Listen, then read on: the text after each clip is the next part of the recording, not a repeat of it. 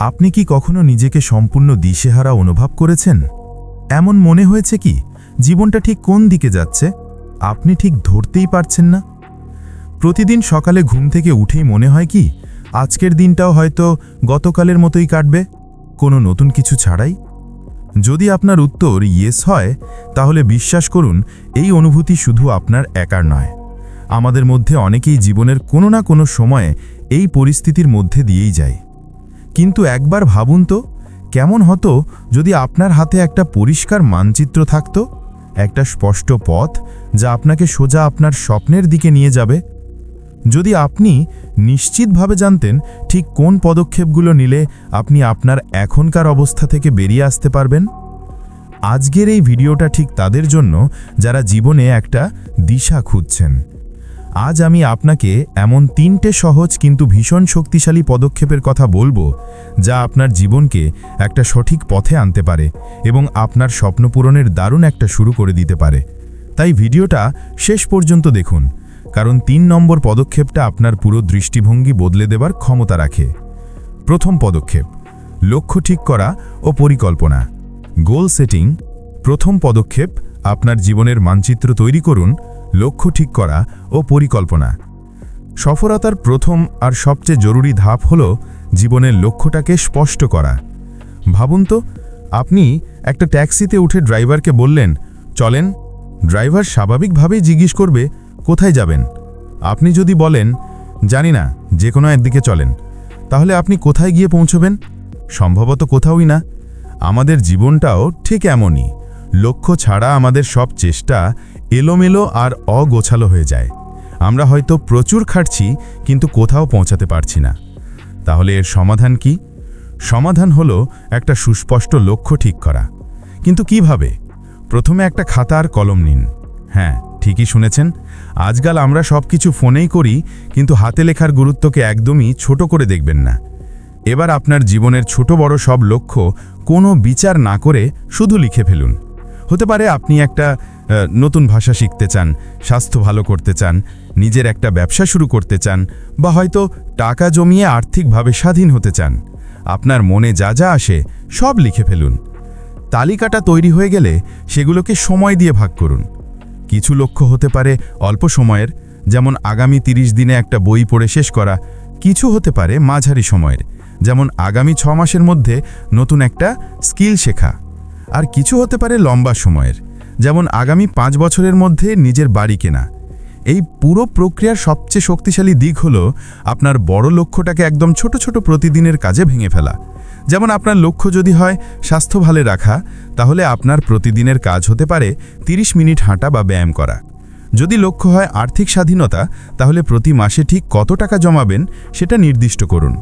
এই ছোট ছোট কদমগুলোই আপনাকে আপনার বড় লক্ষ্যের দিকে এগিয়ে নিয়ে যাবে। মনে রাখবেন, একটা লক্ষ্য তখনই শক্তিশালী হয় যখন সেটা সুনির্দিষ্ট, পরিমাপযোগ্য, অর্জনযোগ্য, প্রাসঙ্গিক এবং সময়ভিত্তিক হয়। আমি ধনী হতে চাই, এটা একটা অস্পষ্ট ইচ্ছা, কিন্তু আমি আগামী 2 বছরের মধ্যে প্রতি মাসে 50,000 টাকা জমিয়ে 12 লক্ষ টাকার একটা ফান্ড তৈরি করতে চাই।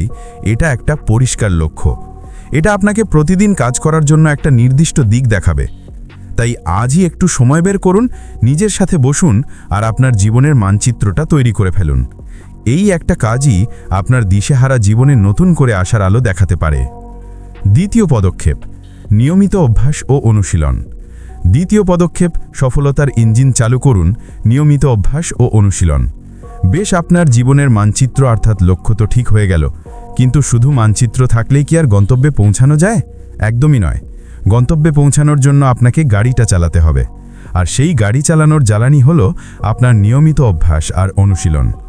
সফলতা কোনো একদিনের ম্যাজিক নয়, এটা প্রতিদিনের ছোট ছোট অভ্যাসের যোগফল। অনেক সময় আমরা বড় লক্ষ্য দেখে ঘাবড়ে যাই, মনে হয় এত বড় কাজ কিভাবে সম্ভব?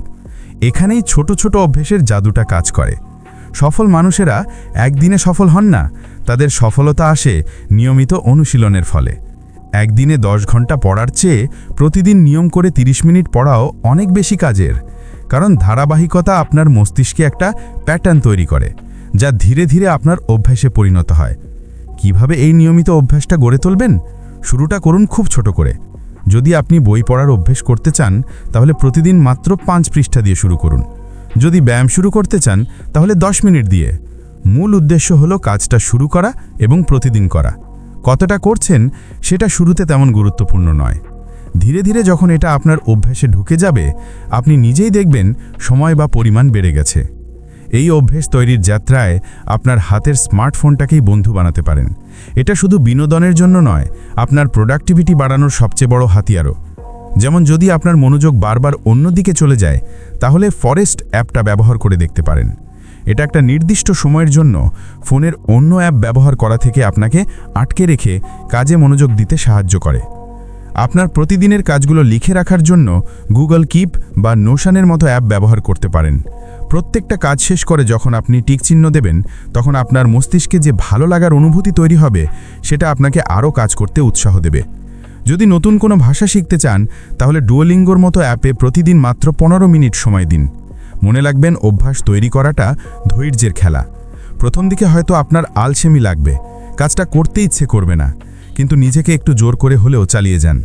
যে কোনো কাজ 21 থেকে 90 দিনের মধ্যে আমাদের অভ্যাসে পরিণত হয়।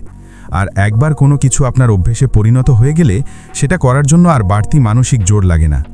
এটা আপনার জীবনের একটা অংশ হয়ে যায়, ঠিক যেমন আমরা প্রতিদিন দাঁত ব্রাশ করি বা খাই।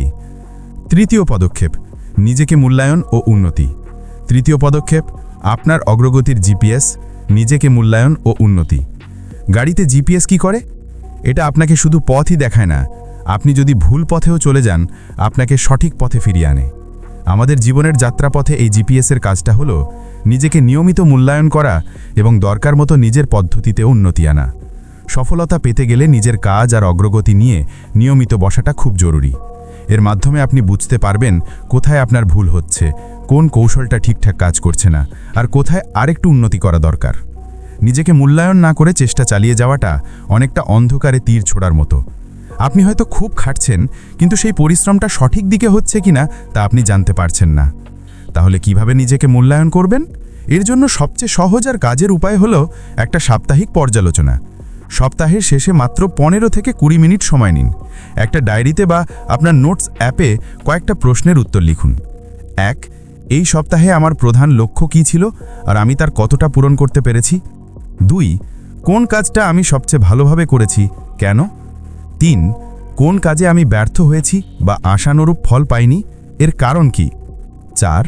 আগামী সপ্তাহে আমি কি একটু অন্যভাবে করতে পারি যাতে আমার ফল আরও ভালো হয়? এই সাহস 3টা প্রশ্নের উত্তর আপনাকে আপনার কাজের একটা পরিষ্কার ছবি দেবে। যেমন আপনার লক্ষ্য যদি হয় ওজন কমানো, আর আপনি সপ্তাহ শেষে দেখেন যে ওজন কমেনি, তাহলে আপনি আপনার ডায়েট আর ব্যায়ামের রুটিনটা খতিয়ে দেখতে পারেন। হয়তো আপনি কোনোদিন বেশি ক্যালোরি খেয়ে ফেলেছেন বা ব্যায়াম করতে ভুলে গেছেন। এই মূল্যায়ন আপনাকে পরের সপ্তাহে আরও সতর্ক হতে সাহায্য করবে। ভুল করাটা খুব স্বাভাবিক। পৃথিবীর কোনো সফল মানুষই একবারে সফল হননি। তারা সবাই ভুল করেছেন, কিন্তু তারা সেই ভুল থেকে শিখেছেন। এই মূল্যায়ন প্রক্রিয়াটা আপনাকে আপনার ভুলগুলো থেকে শিখতে আর নিজেকে উন্নত করতে সাহায্য করবে। পাশাপাশি আপনার অগ্রগতি ট্র্যাক করুন। যদি টাকা জমান, তাহলে প্রতি মাসে আপনার জমার পরিমাণ একটা স্প্রেডশিটে লিখে রাখুন। যদি নতুন কিছু শেখেন, তাহলে কি কি বিষয় শিখলেন তা নোট করুন। এই ট্র্যাকিং আপনাকে দারুণ অনুপ্রেরণা দেবে। যখন আপনি দেখবেন যে আপনি ধীরে ধীরে এগোচ্ছেন, তখন আপনার আত্মবিশ্বাস বাড়বে এবং আপনি আরও উৎসাহিত হবেন। মনে রাখবেন, আপনাকে নিখুঁত বা পারফেক্ট হতে হবে না, শুধু চেষ্টা করুন উন্নতি করার। গতকালের আপনার চেয়ে আজকের আপনি সামান্য একটু ভালো হলেই যথেষ্ট। এই ছোট ছোট উন্নতিগুলোই সময়ের সাথে সাথে আপনাকে আপনার স্বপ্নের দরজায় পৌঁছে দেবে। উপসংহার। তাহলে আজকের আলোচনা থেকে আমরা সফলতা পাওয়ার 3টে জরুরি পদক্ষেপ সম্পর্কে জানলাম। প্রথমত, একটা পরিষ্কার লক্ষ্য ঠিক করুন। আপনার জীবনের জন্য একটা মানচিত্র তৈরি করুন যা আপনাকে সঠিক রাস্তা দেখাবে। দ্বিতীয়ত, সেই লক্ষ্যে পৌঁছানোর জন্য ছোট ছোট কিন্তু নিয়মিত অভ্যাস গড়ে তুলুন। মনে রাখবেন, ধারাবাহিকতাই সফলতার আসল চাবিকাঠি। এবং তৃতীয়ত, নিয়ম করে নিজেকে মূল্যায়ন করুন এবং নিজের পদ্ধতিতে উন্নতি আনুন। ভুল থেকে শিখুন আর এগিয়ে যান। এই 3টে পদক্ষেপ কোনো রকেট সায়েন্স নয়। এগুলো খুব সাধারণ কথা, কিন্তু এদের শক্তি অসাধারণ।